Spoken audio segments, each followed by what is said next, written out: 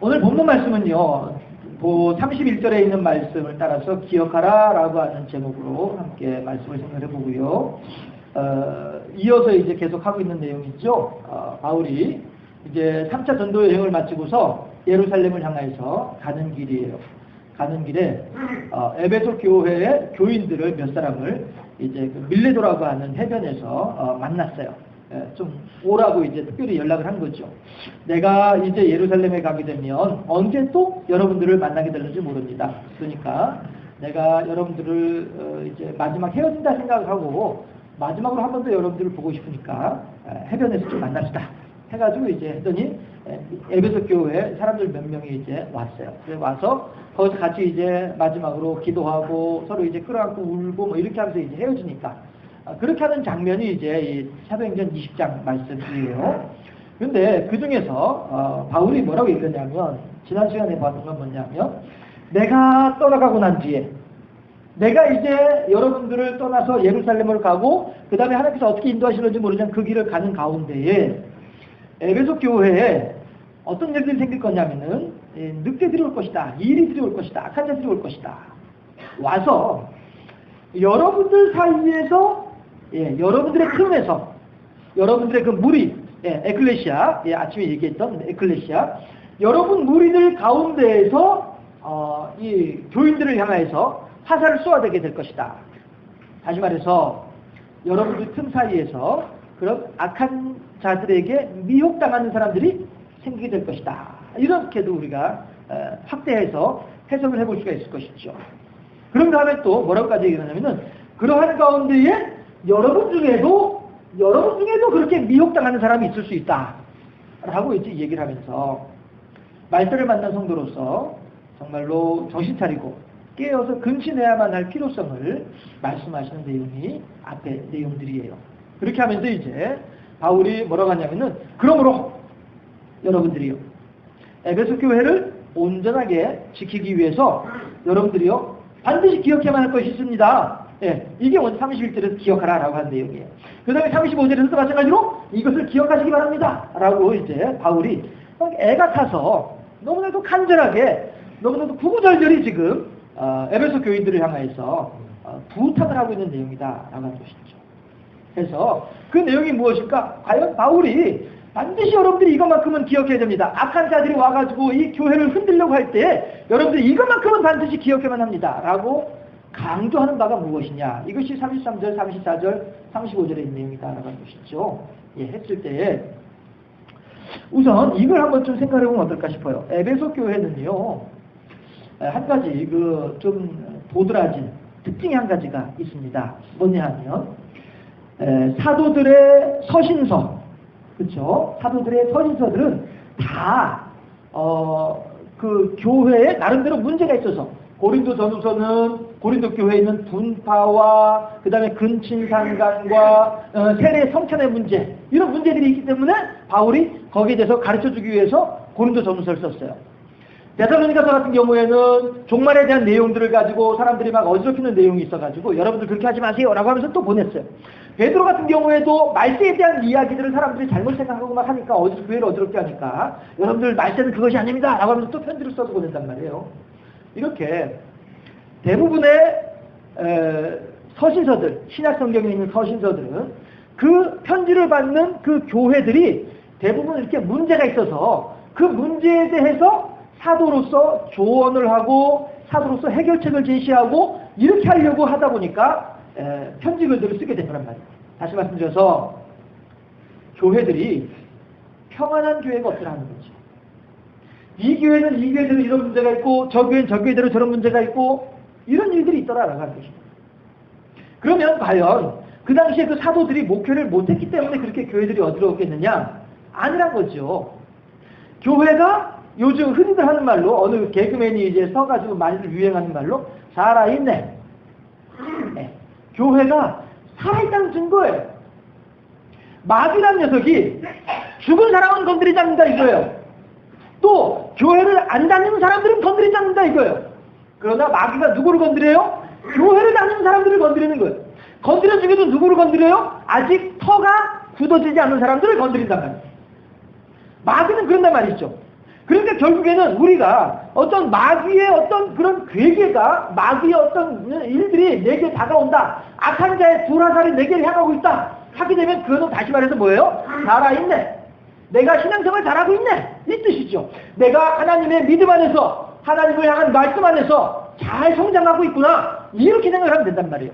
왜? 성장하고 있으니까 싹을 아예 잘라버리기 위해서 마귀가 와가지고, 싹을 잘라버리기 위해서 우리가 단단한 믿음의 소유자로 이렇게 딱, 단단한 믿음으로 이렇게 딱 세워지게 되면은 마귀도 더 이상 흔들 수 없으니까, 아직 연약할 때 와서 우리들을 건드려야만이 우리가 넘어지기도 하고, 우리가 자빠지기도 하고, 우리가 시험 들기도 하고, 우리가 교회도 안 다니기도 하고, 우리가 하나님을 향해서 원망하기도 하고, 같이 예수 믿는 사람들끼리 멱살잡이 하기도 하고, 이렇게 하면서 많은 사람들에게 이른바 개독으로 드러나짐으로써 하나님을, 이름을 깎아내릴 수 있기 때문에, 그래서 마귀가 우리들을 향하여서 달려드는 것이다 하는 것이죠.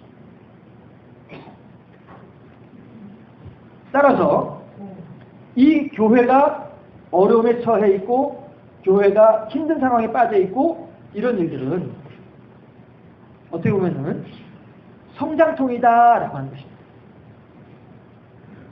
그리고 또 교회가 마땅히 그런 일들을 겪어야만 하는 것이고요. 사실 우리 어른들 하시는 말씀에 죽으라고 고생해가지고 먹고 살만하니까 세상 버린다, 이런 말씀들 하시잖아요. 그렇죠? 전에도 말씀드렸던 것 같은데, 두 부부가 강변에서 모래 퍼가지고 블럭을 이제 만들어서 파는 그런 일들을 하신 부부가 계셨었어요. 이제 그 교회 권사님이 하시는 말씀이, 아이고 이 사람들은요, 아이고 해가 왜 이렇게 빨리 지노 하면서 그 해가 빨리 지는 걸 원망하면서 그렇게 일을 하셨대요. 그만큼 돈도 많이 벌었고요. 했는데, 그리고서 이제 집도 이제 좋은 집 지어가지고 이제 1층에는 새 놓으려고 새 집인가 이제 집 드리고 세 칸인가 드리고, 2층에는 이제 당신네들 둘이서 사시려고 큰 집 이제 하나 해가지고 이렇게 건물도 멋있게 마련을 했는데, 좀 이제 고생 좀 그만하고 먹고 살만하니까 할아버지가 돌아가시더라고요. 그러니까 할머니 혼자 계시는데 이제 우리가 신방을 갔단 말이에요. 전도하려고 갔더니 문도 안 열어줘요. 그래가지고 그때는 못 가고 못 들어가고, 그 다음에 한 번 또 가가지고 또 제 초인종을 눌렀더니 그때서 이제 열어주는데, 안방에 들어가서 앉아있어 보니까 방 한쪽에 소주병이 쭉 걸려있더라고요. 할머니 혼자서 먹고 살만하니까 세상 내린다고. 그렇게 고생할 때는 고생하더니면서도 이렇더란 말씀이 있죠. 마찬가지로 우리 교인들도요, 어느 때 넘어지냐면요, 편안할 때 넘어져요. 교인들도 이만하면 됐다라고 생각하면 그 순간에 넘어진다라고 하는 것이죠. 경험상으로도 그렇고, 또 이렇게 옆에서 지켜본 바로도 그렇고 말이죠. 참 이게 그러니까 교만한 마음은 패망의 선봉이요, 거만한 마음은 넘어짐의 앞잡이니라라고 하는 잠언서 16장 18절 말씀이 정말로 역시 하나님 말씀이 되는 것이죠. 우리들이 교만할 때, 우리들이 거만할 때, 이만하면 됐지 뭐 내 감히 어느 누가 감히 나를 말이야, 이렇게 할 때 우리들은 넘어지더라라고 하는 것입니다. 해서 우리들은 늘 하나님 앞에서 겸손해야만 하겠고, 또 교회를 향하여서 마귀가 달려들듯이 우리 개인들 향하여서도 마귀들이 달려들고 있지 않겠어요? 할 때에 그런 마귀가 달려드는 일들에 대해서 우리가 보다 더 넉넉하게, 보다 더 담대하게 이렇게 감당해야만 하지 않겠느냐라고 하는 것입니다. 그러니까 야고보서 1장 2절, 3절, 4절 말씀에서 뭐라고 하냐면요, 내 형제들아 너희가 여러 가지 시험을 당하거든 온전히 기쁘게 여기라. 이상하죠? 시험을 당하는데, 어려움을 당하는데, 지금 이 당시에 말하는 시험이라고 하는 것은요, 목숨을 내놓는 거예요. 그렇잖아요? 그 원형 경기장에 가서 사자들하고 싸워야 되는, 맨몸으로 싸워야 되는 일들인데, 이 당시에 말하는 시험이라고 하는 것이 10가지의 커다란 박해가 있었고요. 한 200년, 250년 어간에 10번의 엄청난 대박해가 있었고, 그 이후에도 소소한 예수 믿는다고 하는 이름 때문에 이루어지는 박해들이 한두 번이 아니었었는데, 그럼에도 불구하고 여러 가지 시험을 만나거든 온전히 기쁘게 여기라 하라고 말씀하신단 말이죠. 야, 이거 봐라. 그 당시 사람들을 향하여 사는 말이에요. 이는 너희 믿음의 시련이 인내를 만들어내는 줄 너희가 압니다. 마귀가 아무리 우리들을 흩는다 할지라도, 그래도 내가 그래도 결코 내가 마귀 너에게 넘어가지 아니하리라. 내가 오직 하나님만을 붙잡고서 하나님만을 의지하고서 내가 이기리라, 승리하리라. 이렇게 되면 그 믿음이 우리들에게 인내를 우리들에게 만들어 주어서 견뎌내는 힘을 우리들에게 길러준다라고 하는 것이죠. 예방주사 맞는 것처럼 말입니다. 예방주사 맞으면은 2, 3일은 좀 힘들어도 그 다음에는 끝도 없잖아요. 이런 것처럼 말입니다. 4절에서 야고보 2장 4절에서 인내를 온전히 이루라. 이는 너희로 온전하고 구비하여 조금도 부족함이 없게 하려 함이라. 무슨 얘기예요?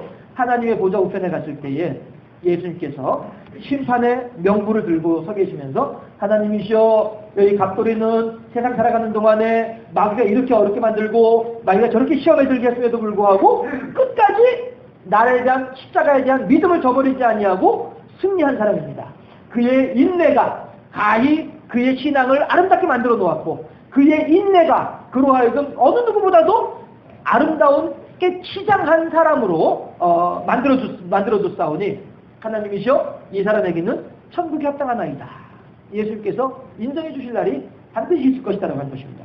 너희로 온전하고 구비하여 조금도 부족함이 없게 하려 함이로다. 매네 대겔 우바르심. 되어보고 부족함이 나타나서 버림을 받았도다. 하나님께서는 우리들의 행위에 대해서 다 되어보고 계시다라는 거예요.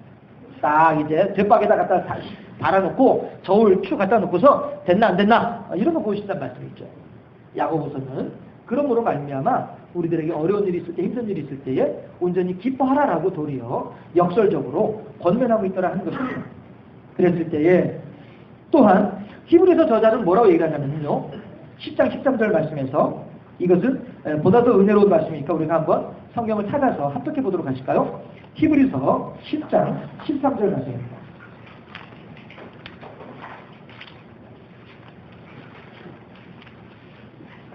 히브리서 10장 13절 말씀. 제가 가진 성경은요, 신약 363쪽. 신약 성경. 잠깐만요. 제가 이게 잠깐만요. 제가 지금 이 성경 구절을 찾아놓고 장절을 잘못 지금 찾아놨어요. 제가 읽어드릴게요. 사람이 감당할 시험 밖에는 너희가 당한 것이 없나니 오직 하나님은 미쁘사 너희가 감당하지 못할 시험 당함을 허락하지 아니하시고 시험 당할 즈음에 또한 피할 길을 내사 너희로 등이 감당하게 하시느니라 라고 말씀하고 계신다는 것이죠. 제가 이 주소를 잘못 써놔가지고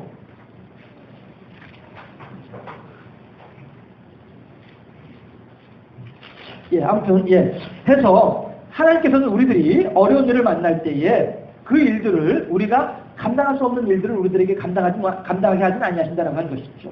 이제 겨우 초등학교 5학년짜리한테 고등학교 3학년짜리 문제를 내진 않는다는 말씀이에요. 그리고 그런 일들이 그렇게 내가 감당할 수 없는 일들이 생겨나게 되면 우리로 하여금 도망갈 길을 열어주시거나 아니면 그 시험거리가 저 멀리 돌아가도록 하신다라고 하는 것을 히브리서에서 우리들에게 말씀해주고 계시다라고 하는 것입니다. 하기 때문에 우리들이 어려운 일을 만날 때, 우리들이 힘든 일을 만날 때 우리들은 이렇게 좌절하거나 낙심할 필요가 없겠다라고 하는 것입니다. 대체 내가 말이야 무슨 전생에 지은 죄가 많아가지고 아니라니까요. 전생에 지은 죄는요, 저쪽 산속에 가가지고 이제 목탁 두들기는 사람들이나 전생에 지은 죄 얘기하는 사람들이지, 우리들은 전생에 지은 죄가 없잖아요. 재수 없는 년은 뒤로 자빠져도 아니에요. 재수는 왜 재수가 없어요? 우리가 얼마나 재수가 좋은 사람들인데요. 하나님을 믿게 됐다는 것 자체가 얼마나 재수가 좋은 사람인데요. 우리들은 결코 재수 없는 사람들이 아니란 말이에요. 소소하게 살아가면서 이런저런 일들이 좌절하고 넘어지는 일들은 있을 수 있을지 몰라도 그건 내가 운이 나빠서가 결코 아니라고요. 내가 재수 없는 인생이라서 결코 아니란 말씀이에요. 다만 그 과정을 통해서 하나님께서 우리들을 연단하시고 그 과정을 통해서 하나님께서 우리들을 더욱더 든든하게 세워주시기 때문이다라고 하는 거예요. 제가 얼마 전에 제가 선생님으로 모시고 생각하고 있는 목사님 설교를 제가 이렇게 듣다 보니까 뭐라고 하시냐면은 캐나다에 가면은 어느 숲이 있는데 그 숲에는요, 워낙 물이 넉넉하고 좋기 때문에 나무들이 뿌리를 깊이 내릴 필요가 없답니다. 그러다 보니까 한 번씩 태풍이 오면은 군데군데 나무들이 쓰러져 있는 나무들이 보인대요. 아름드리 나무들이. 그런데 뿌리가 없기 때문에 뿌리가 얕아가지고 이렇게 넘어진다. 그런데 미국에 가면 로스앤젤레스 근처에 가면은 레드우드라고 하는 또 숲이 있다네요. 그런데 거기에 가서는요, 이 나무들이 여간에서 넘어진 나무들이 없다는 거예요.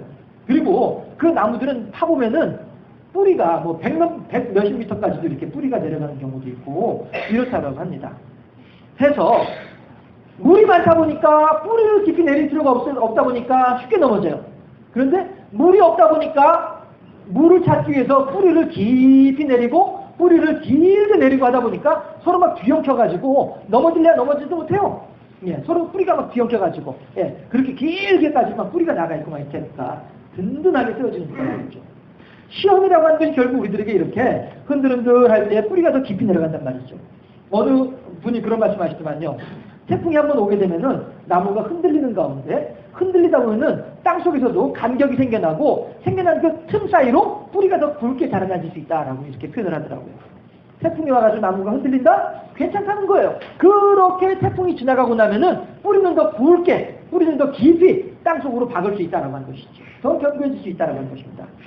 해서 초대교회 당시에 이 당시에 대부분의 교회들이 이렇게 어려움이 있고 대부분의 교회들이 이렇게 힘든 상황에 처해 있다 보니까 그래서 사도들이 그 문제점에 대해서 편지를 쓰고 그 문제점에 대해서 이제 언급을 하다 보니까 편지글들이 쓰여지게 됐는데 에베소서 같은 경우에는요 그렇지 않았다라고 하는 것이죠. 에베소서에는 어떤 교회에는 특별한 문제점들을 이야기하는 것이 아니고요. 서로 권면하고 그 다음에 더 격려하고 이런 내용으로 적혀 있는 거예요. 자, 그러면은요 우리들이 그래? 그렇다 한다면 에베소 교인들은 어떻게 신앙생활을 했길래 그렇게 여러 교회들이 어려움 가운데 넘어지고 자빠지고 깨지고 하는 중에도 에베소 교회는 이렇게 든든하게 커갈 수 있었던가, 이걸 볼 수 있다는 것이죠. 그리고 그 해답을, 그 단서를 오늘 바울을 통해서 이 밀레노 해변에서 이야기하는 바울의 이 당부하는 이 말을 통해서 우리가 발견할 수 있겠다라고 하는 것입니다. 해서 요즘 우리 교회들은요, 여러분 혹시 목내기라고 하는 말 들어보셨어요? 목내기라고 하는 말 들어봤다. 혹시 손 한번 들어보시겠어요? 목내기가 무슨 말인지 안다. 아무도 안 계세요? 알면서도 손 안 드시는 것 같아요. 분위기상 손 들면 안 되겠다 싶어가지고 그러시는 것 같아요. 예. 세월호 참사 사건이 한창 사고가 이렇게 보도가 될 때에 기레기라고 하는 말이 나왔었어요. 기자 더하기 쓰레기를 합쳐가지고 기레기라고 불렀었어요. 아시는 분들이 많이 계시겠습니다만은. 왜 그러냐 하면 기자들이 기자답지 못하다라고 해서 이렇게 사람들이 이제 비아냥거리고 비꼬는 말로 기레기라고 불렀었어요. 그랬는데 왜냐하면 다 이제 불러준 대로 그냥 받아쓰기만 하니까 현장 한번 가보지도 않고 그냥 불러준 대로 그냥 받아써가지고 그냥 기사로 내버리고 이렇게 하니까 기자 정신이 없다라고 하는 것이죠. 그런데 요즘 새로운 말이 신조어가 생겼는데 그게 뭐냐면 목내기예요. 목내기는 뭐냐 하면 목사 더하기 쓰레기예요. 그 말을 그대로 옮겨서 생각을 해보면은 목사로서의 역할을 제대로 못하는 사람들이 목사님들이 그렇게 많이 있다라고 하는 이러한 이제 뼈아픈 채찍질이 되는 것이죠. 우리들은 그 말에 대해서 기분 나빠할 것도 아니고요. 그 말에 대해서 우리가 욕할 것도 아니고 거절할 것도 아니고요. 도리어 하나님 앞에서 나의 모습은 어떠한지 곰곰이 살펴가야 될 필요가 있겠다라고 하는 것입니다. 그러면 목내기만 있나요? 교래기는 없을까요? 그렇지 않겠어요? 제가 책임을 회피하고 비껴가려고 말씀드리는 것이 결코 아니고요. 그러한 목회자와 더불어서 그러한 교인이 있기 때문에 그 교회가 유지하고 있는 것 아니겠냐라고 하는 거예요. 그렇지 않겠어요? 만약에 교인들이 이른바 목내기라고 지칭되는 그런 목사님들을 향해서 교인들이 목사님 그렇게 하지 말아주셨으면 좋겠습니다. 우리 하나님 뜻이 이것이 아니지 않습니까? 라고 이야기를 했다고 한다면 목내기라고 들을 만큼의 그 목사님들이 그런 상황으로 됐겠냐라고 하는 것이죠. 결국에는 목내기는 교래기와 더불어서 같이 만들어진 합작품이다라고 하는 것입니다. 그렇지 않겠나 싶어요. 이 말은 어차피 대다수의 자그마한 교회들은 다른 사람들한테 관심도 없어요. 그리고 그 교회들이 무엇을 하는지 신경도 안 써요. 그러나 정작 좋은 일하고 정작 의미 있고 보람 있는 일을 하는 교회들은 작은 교회나 큰 교회나 마찬가지거든요. 다들 나름대로 자기의 자리에서 자기가 할 수 있는 만큼 역할들을 성실하게 하면서 이웃 사람들을 섬기고 하나님 말씀으로 사람들에게 역할을 감당하고 있다고 하는 것이죠. 명성교회만 하더라도 명성교회 사랑부를 제가 알고 있어요. 왜냐하면 제가 그 사랑부하고 관계를 했었기 때문에. 명성교회 사랑부는 어떤 사람들이냐면은 지체장애인들만 교육하는 그러한 부서가 사랑부예요. 이 사람들은요, 주일날 되면은 자기 차 가지고 직접 와가지고, 시설에 와가지고, 자기가 직접 애들 데리고서 차에 태워서 가가지고 같이 교육하고, 아무도 알아듣지 못한 애들임에도 불구하고, 애들한테 하나하나 가르치려고 이렇게 노력하고 힘쓰고 같이 껴안고 울면서 기도하고, 그리고 밥 먹이고 다시 또 데리고 오는 거예요, 자기 차로. 이렇게 하는 사람들이 명성교회 사랑부거든요. 이 사랑부가 지금 20년, 30년 넘게 지금 활동들을 하고 있단 말씀이에요. 참 훌륭하게 잘하시는 분들이에요, 명성교회 사랑부원들은. 예. 그럼에도 불구하고 무엇인가 그거 이외에 다른 무엇인가가 이제 뻥 터져버리게 될 때에 사람들은 잘한 것들은 다 막살해버리고 못한 거 하나만 이렇게 높여버리기 때문에 그러다 보니까 이제 더 어려운 일이 생겨나고 더 그냥 교회들이 다 그렇게 잘못된 방향으로 가는 것처럼 이렇게 여겨진다라고 하는 것이죠. 그렇다고 해서 그 이른바 그 한 가지 잘못된 방향을 우리가 옹호하자라고 하는 말은 결코 아니에요. 분명히 잘못된 건 잘못된 거죠. 예, 목회자로서 양심을 가지고 그렇게 하면 안 되는 것이고 또 교인들 어떤 그런 하나님 앞에 두려움을 가지고 그렇게 하면 안 되는 거였었죠. 분명히 잘못된 건 잘못한 거죠.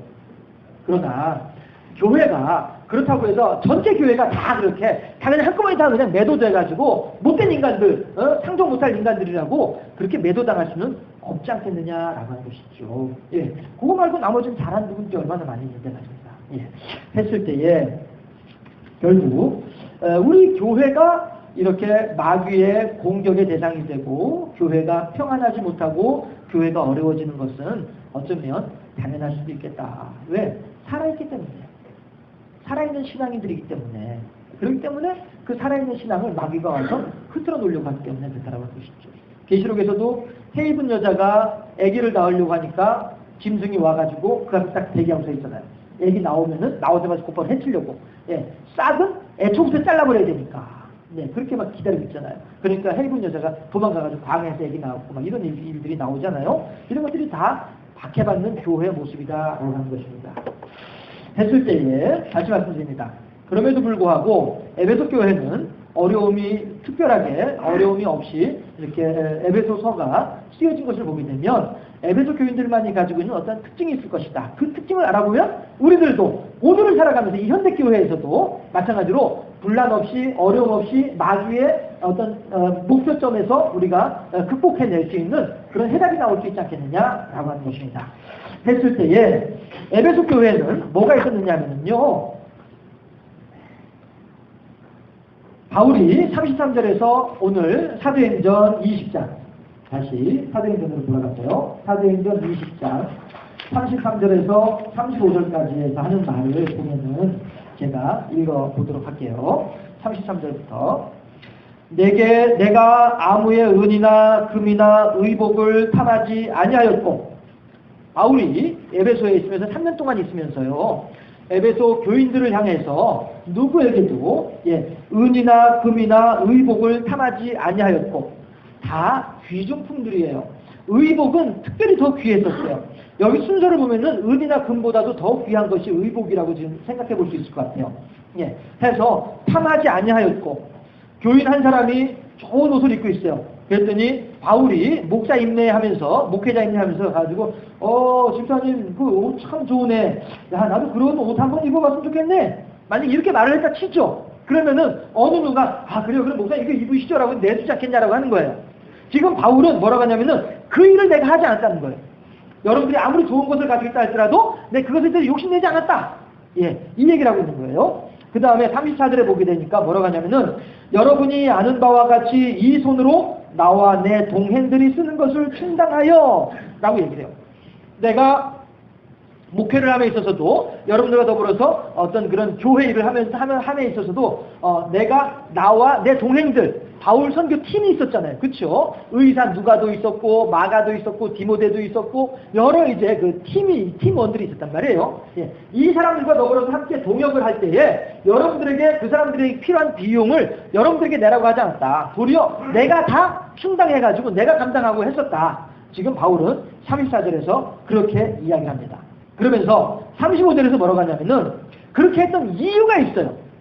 바울이 굳이 그렇게 했던 이유가 있어요. 바울이 다른 성경에서는 그런 얘기도 하죠. 내가 베드로처럼 자매된 아내를 데리고 다닐 권이 없겠느냐? 그럼에도 불구하고 내가 그 권을 쓰지 아니한다 라고 하면서 그 이유가 뭐냐? 교회를 온전히 세우기 위함이다 라고 하는 것처럼 오늘 35절에서도 33절, 34절에서 그렇게 했던 이유가 뭐냐 하면은 35절에 범사에 여러분에게 모본을 보여준 바와 같이 내가 여러분들한테 신앙의 선배로서 내가 여러분들에게 영적인 지도자로서 보여준 것이 있으니까 그대로 행하라는 거예요. 모본을 보여준 것과 같이 수고하여 약한 사람들을 도우라고 하는 거예요.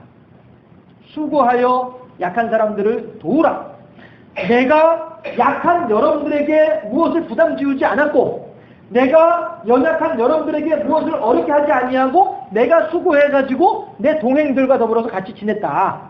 이건 마찬가지로 여러분들도 마찬가지로 여러분들이 무엇인가 스스로가 수고하여서 여러분 주변에 있는 사람들에게 어려움을 끼치지 말고 폐를 끼치지 말고 여러분들이 알아서 하도록 하라. 이렇게 권면하고 있는 거란 말이에요. 그런데 왜 이렇게 하라라고 하는 이유가 무엇이냐라고 하는 것이죠.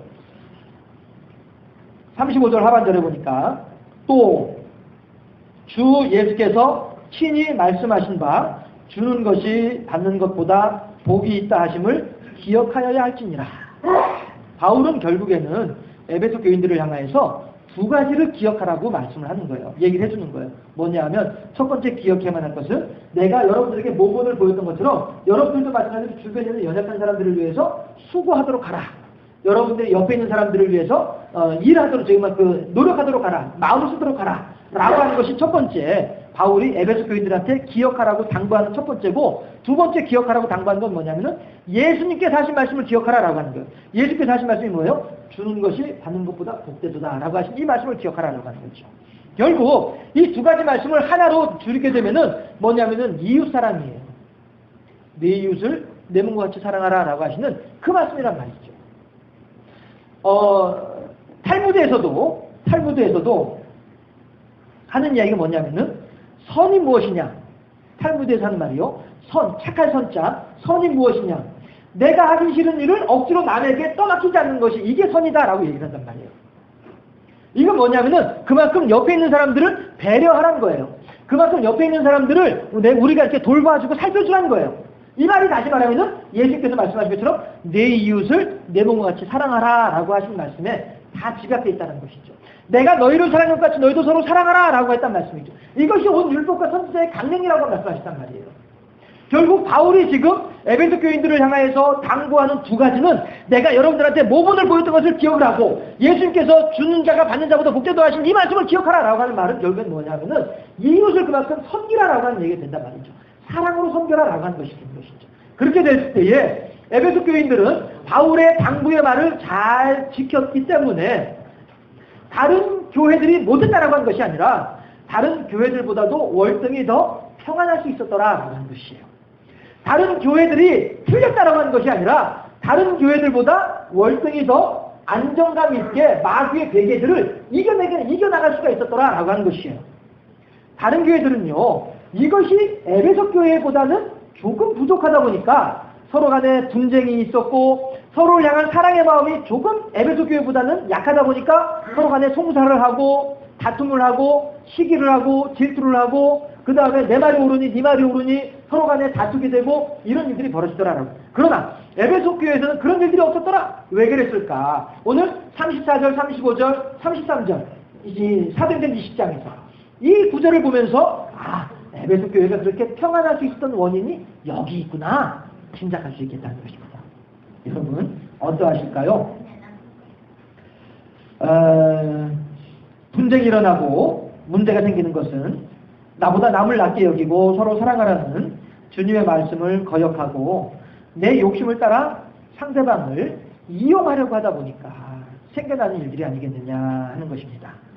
반면에 에베소 교회는 오늘 본문에서도 그렇고요. 또 에베소서를 보아서도 마찬가지고요. 알 수 있는 바는 뭐냐 하면 바울의 이 기억하라라고 당부했던 이것을 잘 실천했던 교회이다라고 하는 것을 짐작할 수 있겠다는 것이죠. 따라서 이제 적어도 우리 교회만큼이라도 바울이 여러분들이요 꼭 기억하시기 바랍니다 라고 했던 이거 두 가지, 그리고 예수님의 말씀과 빗대어 생각해 보게 되면 한 가지, 내가 너희를 사랑하는 것 같이 너희도 서로 사랑하라 라고 하시는 이 한 가지를 우리 교회도 잘 실천하다 보면 목례기, 교례기 우리 교회하고는 상관없을 줄로 믿습니다. 여기서는 남의 소리가 나와야 이게 짝짝꿍이 잘 맞는 건데. 다시 말씀드릴게요. 바울의 에베소 교회를 향한 당부의 말, 내가 너희들에게 모본을 보여준 것처럼 너희들도 옆에 있는 사람들을 섬겨주고, 주님께서 말씀하신 것처럼 주는 자가 받는 자보다 복되다 하신 이 말씀을 기억하라 라고 하는 당부의 말을 에베소 교인들이 잘 실천함으로써 서로를 사랑하고 이웃을 사랑하고, 예수님께서 나를 사랑한 것처럼 나도 이웃을 사랑하는 사랑의 실천을 잘 하다 보니까 그 에베소 교회는 많은 교회들이 어려움에 봉착하는 중에도 에베소 교회는 어려움에 봉착하지 않았더라. 마찬가지로 우리 교회도, 장산교회도 바울의 당부의 말씀처럼 서로를 사랑하고 하나님을 사랑하고 지체들을 사랑하는 사랑의 교회가 된다고 한다면 목례기, 교례기라고 하는 말은 우리 교회하고는 상관없을 줄로 믿습니다. 기도하겠습니다.